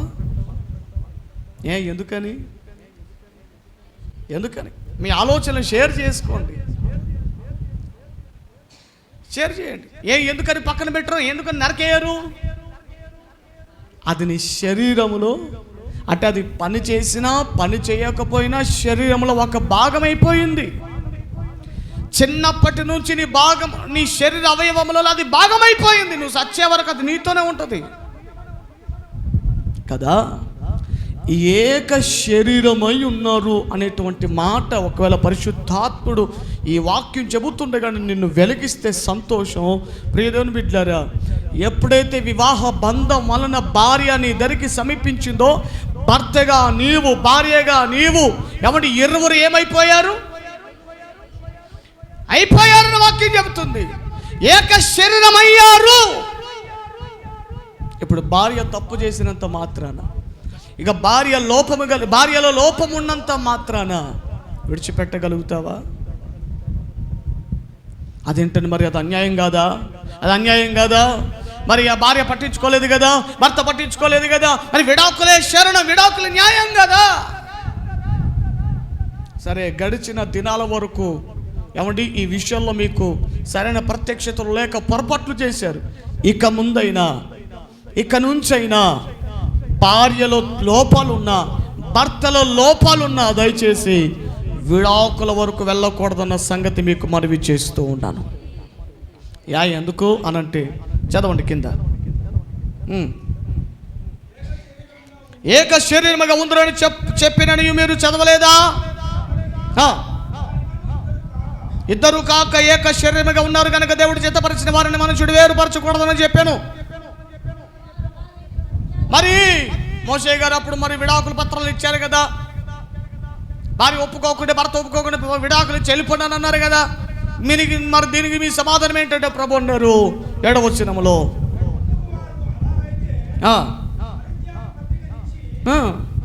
విడనాడమని మోషే చెప్పారు కదయ్యా. మరి కోర్టులు కూడా చెబుతున్నాయి కదా, జడ్జిమెంట్ కూడా వస్తున్నాయి కదా, రకరకాల జీవాలు వస్తున్నాయి కదా.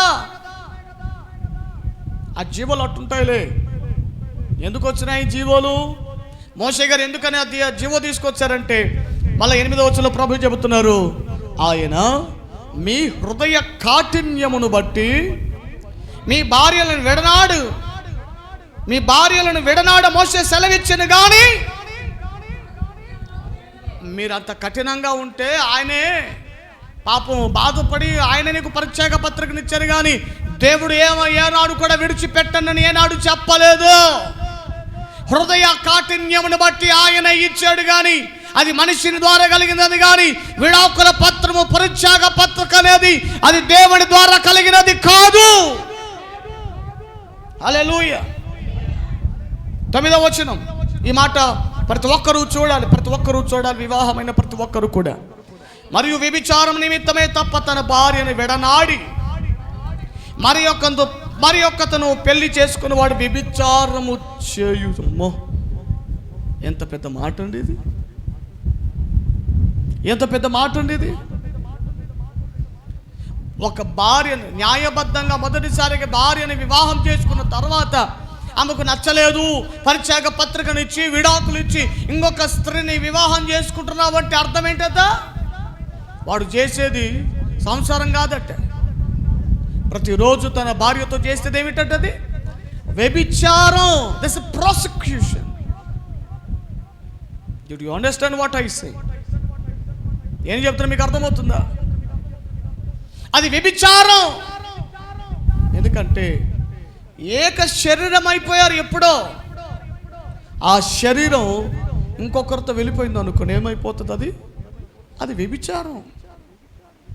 వ్యభిచారము చేయుచున్నాడు నీవు విడనాడబడిన దానిని పెళ్లి చేసుకునేవాడు. అది ఓ చోట భార్య లేకుండా ఉంది కదా, భర్త వదిలిపెట్టేశాడు. అలాంటి స్త్రీలను వివాహం చేసుకున్నా, ఇలా వివాహం చేసుకున్నా అది పళ్ళు ఊడగొట్టుకోవడానికి ఏ రాయి అయితే ఏముంది అన్నట్టు ఎట చేసిన వ్యభిచారమే అట చేసిన. ఇప్పుడు చెప్పండి, విడాకులు ఇవ్వటం న్యాయమా కాదా? న్యాయం చెప్పాలా? న్యాయం సరైనదేనా? ప్రభు యొక్క దృష్టిలో వాక్యం చెబుతుంది, ఒకసారి వివాహమైన తర్వాత చచ్చే వరకు ఒక్కడే భర్త, ఒక్కటే భార్య, ఒక్కటే బంధం. వాడు సరైనవాడా? వాడు బాధ్యత కలిగిన వాడా? ఆ బాధ్యత కలిగిన అమ్మాయా? తప్పులు కలిగిన అమ్మాయా? అనవసరం. ఒక్కసారి వివాహం అనే బంధం ఏర్పరచబడిన తర్వాత అండ్ ఇట్ ఈస్ ఫినిష్, అంతే.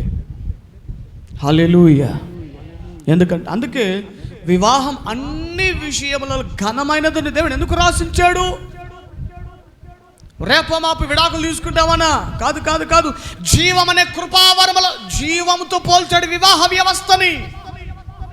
నిత్య జీవంతో పోల్చాడు. నిత్య జీవంలో భార్య భర్తలు తల్లిదండ్రులతో కూడా పోల్చలేదు. తల్లిదండ్రుల పిల్లలు కూడా ఉంటారని కూడా దేవుడు చెప్పలేదు. కానీ భార్య భర్తలు ఆ జీవం అనే కృపావరములలో పాలి భాగస్తులై ఉన్నారని వాక్యం చెబుతుంది.